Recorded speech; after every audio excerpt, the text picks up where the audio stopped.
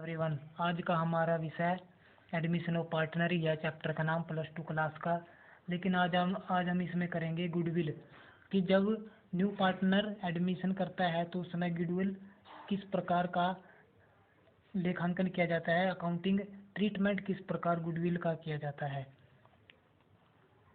तो यहाँ पर शुरू होता है accounting treatment of goodwill on the admission of new partner, यानी कि नए साझेदार के प्रवेश के समय गुडविल का लेखांकन व्यवहार कैसा है।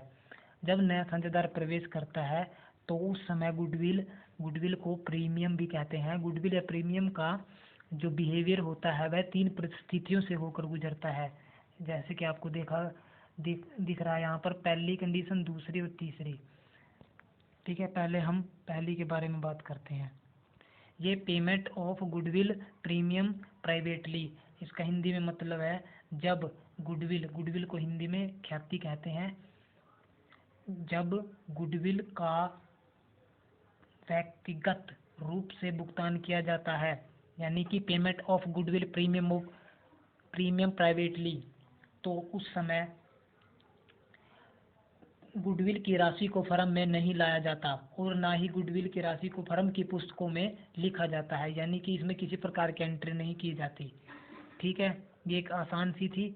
अगर ये एक व्यक्तिगत रूप से किया गया भुगतान है, इसकी एंट्री नहीं की जाती। अब दूसरी है, when the new partner bring has sharing of goodwill premium in cash. ठीक है, तीसरी है इसकी, when the new partner does not bring has sharing of goodwill premium in cash, यानी कि जो दूसरे वाले की हिंदी है ये कह रहा है कि जब नया पार्टनर अपने हिस्से की गुडविल को नकदी में लाता है तो उस समय कंडीशन में क्या होगी एंट्री। तो तीसरी में ये कह रहा है कि अगर वो नकदी में नहीं लाता है, डू नोट मतलब नकदी में नहीं लाता। तो पहले तो हम पहले के बारे में करते हैं, आगे चलते हैं पहले के बारे में, फिर दूसरे के, फिर तीसरे के बारे में करेंगे। पहली एंट्री है payment of goodwill premium privately. ये रहा payment of goodwill premium privately, यानी कि in this case the amount of firms is not borne to the firm, यानी कि इसे फर्म की राशि में नहीं लाई जाती है और न ही and this goodwill has no account in the books of the firm, और ना ही से किसी प्रकार की बुक्स में लिखा जाता है। अभी आगे दूसरी नगदी में कैसा आता है इसे आगे करते हैं। इसमें क्या होता है, इसमें 2 प्रकार की एंट्रियां की जाती हैं। Goodwill premium brought in by the new partner retired in the business, यानी कि पहले में इसका कहने का मतलब यह है कि यदि कोई नया साझेदार अपने हिस्से की गुडविल के लिए कैश राशि फर्म में लेकर आता है और उसे व्यवसाय में रहने दिया जाता है, इस रकम को पुराने मतलब ओल्ड पार्टनर के कैपिटल अकाउंट में सैक्रिफाइस में क्रेडिट कर दिया जाता है, जैसे कि ये कर रखा है यहाँ पर, यानी कि कैश या bank account debit to premium for goodwill account, यानी कि कहने का मतलब है the account of goodwill premium बॉट्स in cash by new partner. ठीक है, उसके बाद इसकी सेकंड इसमें premium for goodwill account debit होगा और to old partner capital account credit होगा, यानी कि the amount of goodwill premium transferred to old partner capital account in sacrifice ratio. Okay, तो अब उसके बाद हमारी सेकंड का सेकंड पार्ट ही है ये। इसमें क्या है, इसमें है goodwill premium brought in by the new partner withdraw by the old partner, जैसे विदड्रॉ के नाम से पता ही लग रहा है आपको कि निकाली गई राशि है, यानी कि कहने की बात यह है कि जब नए जो पार्टनर होता है उसके द्वारा जो लाई गई गुडविल है या प्रीमियम है, उसकी जो अमाउंट है वो ओल्ड पार्टनरों द्वारा निकाल ली गई है, तो उस कंडीशन में क्या होता है, तो उसमें यदि जो न्यू पार्टनर द्वारा अपने हिस्से की जो गुडविल की राशि लाने पर ओल्ड पार्टनर अपने पूंजी खातों में क्रेडिट की गई, यानी कि इसने पहले क्रेडिट की थी क्रेडिट की गई गुडविल की जो पूरी राशि है या उसका आंशिक भाग निकाल लेते हैं, कुछ भाग निकाल लेते हैं, तो उसमें उसमें जो पुराने यानी कि ओल्ड पार्टनर द्वारा निकाली गई राशि से प्रविष्टियां तैयार की जाती हैं। जैसे कि प्रविष्टि हमने तैयार की है old partner capital account to bank account. To का मतलब क्रेडिट होता है, टू कैश बैंक अकाउंट। और ये किस कंडीशन में लगती है? The amount of goodwill premium withdraw bye the old partner. उसके बाद तीसरी आएगी हमारी when the new partner does not bring has sharing of goodwill premium in cash। यानी कि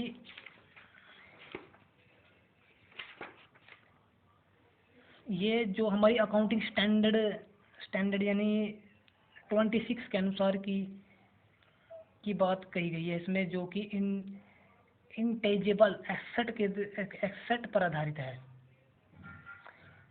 और जो ये when the new partner does not bring has sharing of goodwill premium in cash, इसका मतलब है कि जब नया साझेदार अपने हिस्से की जो गुडविल की राशि है उसे नकदी में नहीं लाता।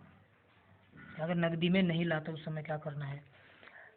अकाउंटिंग स्टैंडर्ड 26 जो 26 है उसके अनुसार दी गई है इंटेंजेबल एसेट में। ये इसमें क्या होता है कि जो नगद की जो राशि है तो उसमें नगद के बजाय जो मूल्य चुकाया जाता है उसके आधार पर बनाया जाता है। इसीलिए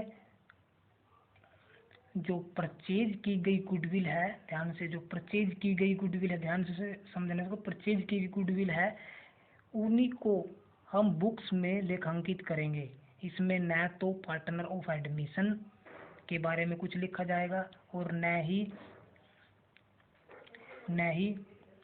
रिटायरमेंट एंड डेथ पार्टनर के बारे में लिखा जाएगा।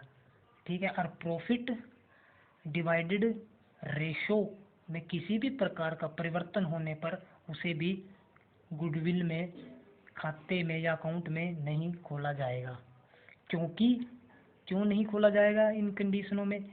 क्योंकि यह परचेज की गई गुडविल है, स्वयं उत्पादित की गई गुडविल नहीं है, यानी कि नॉन परचेज गुडविल है। और goodwill account can not be राइज्ड, यानी कि उत्पत्ति नहीं की गई है इसकी। Intelligence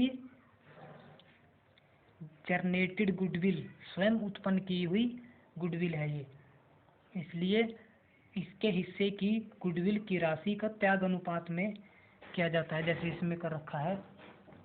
new partner current account debit to old partner capital account, यानी कि किस कंडीशन में लगी, ध्यान से सुनना, ये लगी है current account of new partner debit from has share to goodwill on his admission and capital account of old partner creditor in their sacrifice ratio, इसके रूप में यह लगी है।